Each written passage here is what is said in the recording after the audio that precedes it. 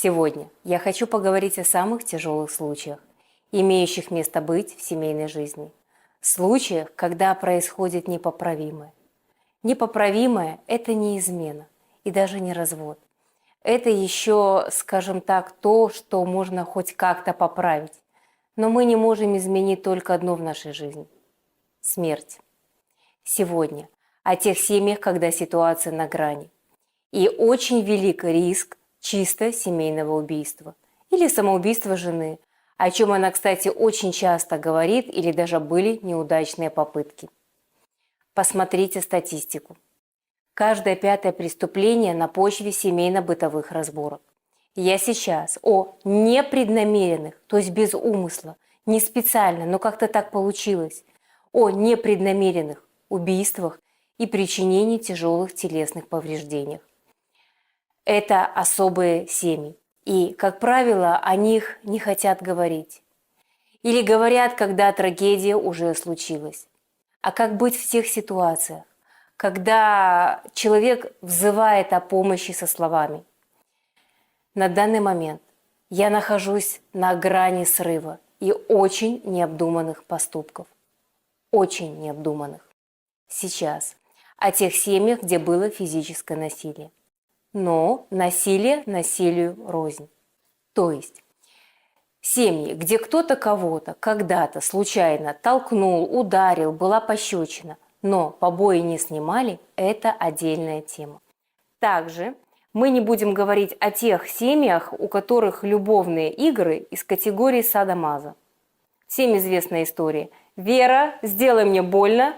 Сделала. Завтра иду по повестке. Это тоже отдельная тема. Сейчас, еще раз, ситуация, где все на грани. И там можно выделить 3 обязательных критерия, которые вот прямо как красная кнопка показывают, что ситуация критическая.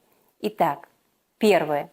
Жена снимала побои, угрожает суицидом или даже были попытки суицида. Второе. Отношения в паре, они похожи скорее не на роковую любовь, а на злой рок, когда люди мучаются, но не могут расстаться. Знаете, мужчины, как говорят, с ней невыносимо жить, вот невозможно. Она умеет так подобрать слова, чтобы довести дело до драки. Вот невозможно. Но семья для меня святое, я не могу так уйти. Они как бы оказываются в западне. И третий критерий, как результат всего этого, возникают страшные мысли. Ее проще убить, чем развестись. Поэтому и относятся к самым тяжелым случаям. Один из парадоксов семейной психологии в том, что чем сложнее отношения в паре, тем труднее людям разойтись, развестись. И там постоянные скандалы и выяснение отношений без повода. Она умеет так зацепить, постоянно цепляется к мелочам, чтобы сделать меня виноватым. И что бы ни сделал муж, она наперед знает, что отвалится, сломается, не будет держаться. Поехал в магазин, скажем так, за молоком. Но она знает, что не то молоко, не той жирности, не тот объем, в конце концов, оно будет испорченное.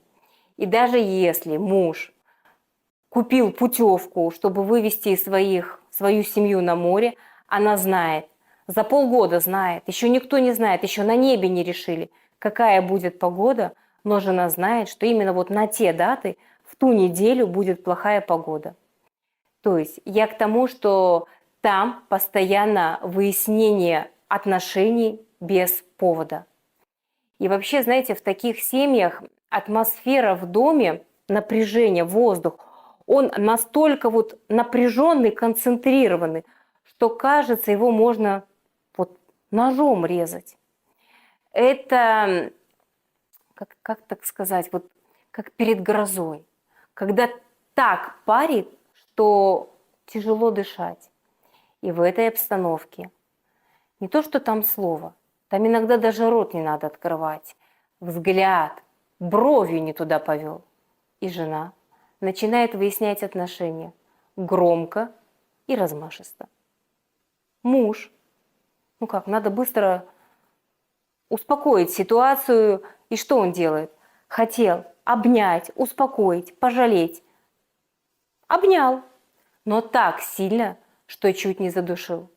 Она потом на телефон и давай всем писать: если что, меня тут убивали, душили, в моей смерти прошу винить там и так далее. То есть ситуация очень знакомая. Кстати, женщины очень любят выяснять отношения, когда муж за рулем. То есть когда вот ты не можешь ответить. И женщины часто царапаются. Но побои снимаются, когда есть гематомы, то есть синяки.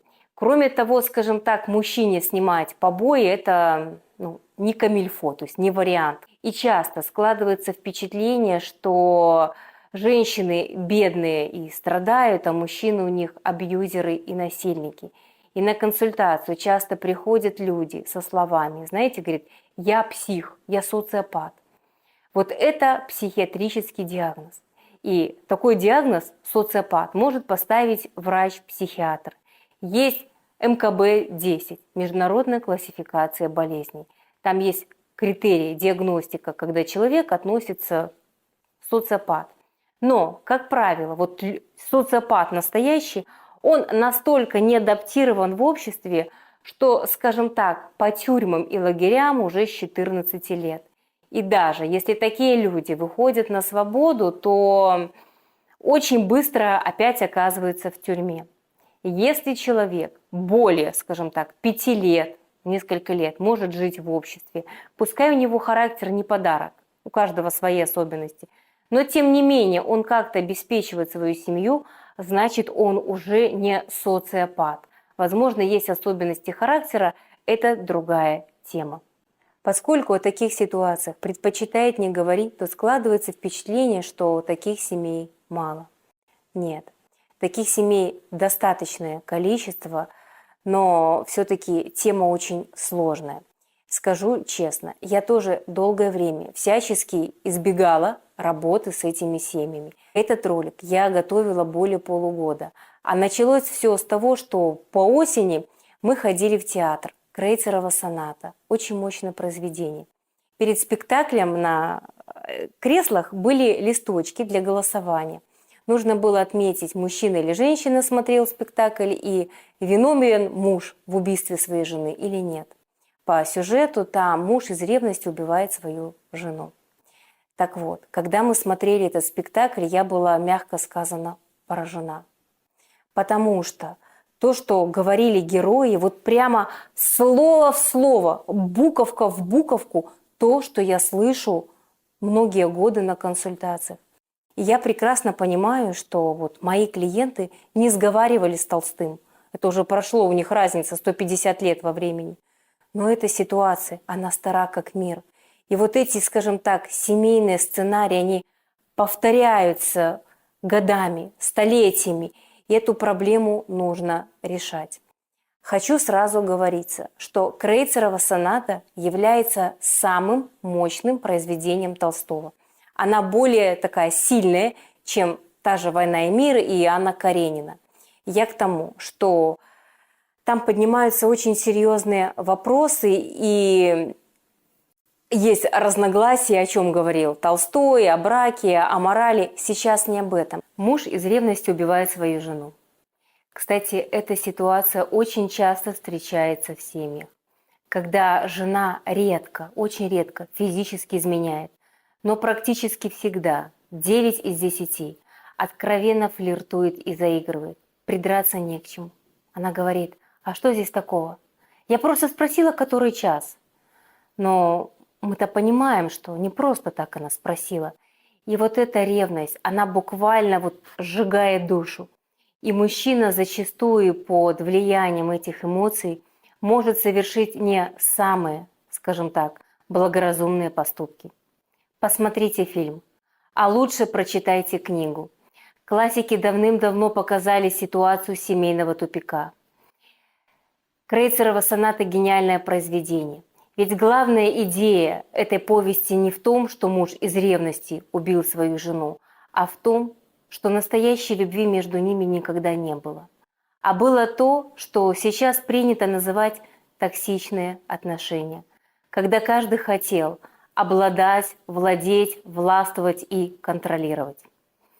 А ведь у них были дети, 5 детей. Из моей практики 7 из 10 семей – это многодетные семьи. Привожу реальный пример.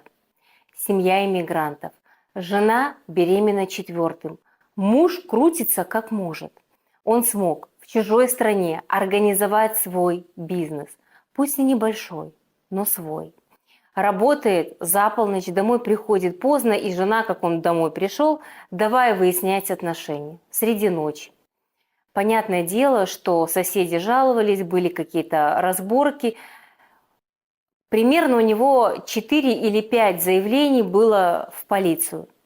Ситуация критическая. Еще одно заявление, и его сажают в тюрьму. И тут у него появляется возможность, скажем так, уехать на другой континент. Перед человеком сложный моральный выбор. Оставить жену, детей, жена беременна 4-м, или сесть в тюрьму. 3-го не дано, там без вариантов. Кстати, в той же Крейцеровой сонате у Познышева, перед тем, как он убил свою жену, возникает мысль о том, что вот хорошо бы уехать хоть в Америку. В те времена до революции уехать в Америку – это как сейчас, наверное, на другую планету. То есть это указывает на глубинное желание подальше от этого ада.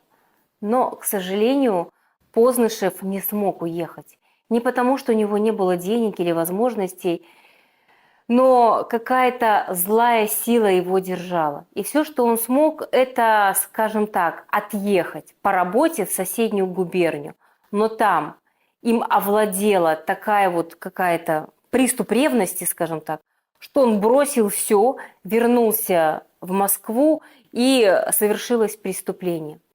Вот там удар ножом ставит окончательную точку в запутанных демоническим клубком отношениях. Кстати, помните, я вам рассказывала, что перед спектаклем нам раздали листочки для голосования. И зрители активно обсуждали. Все в один голос говорили, что, конечно, то, что он сделал, это преступление. Но, тем не менее, никто его не осуждал. У всех, у женщин, у мужчин вообще 100%, женщины, скажем, 90%. Они относились к Познышеву с таким вот, как вам сказать, вот сочувствие, понимание, безысходность этой ситуации. Я к тому, что вот люди понимают, что он сделал это непреднамеренно. Он был вынужден это сделать, и отсюда вот такое сострадание. Итак, что же можно сделать?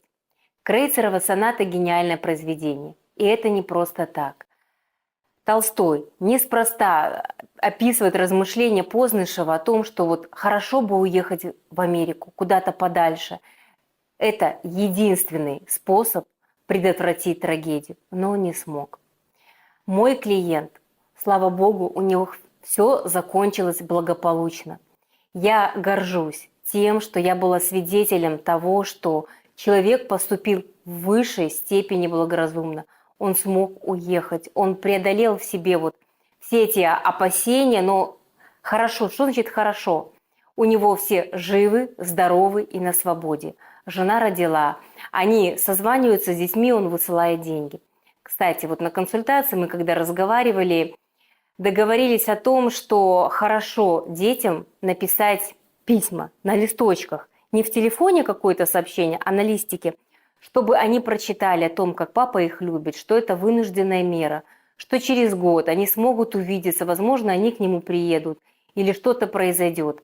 На данный момент они общаются, и это очень хороший результат. Кстати, им предлагали услуги медиатора.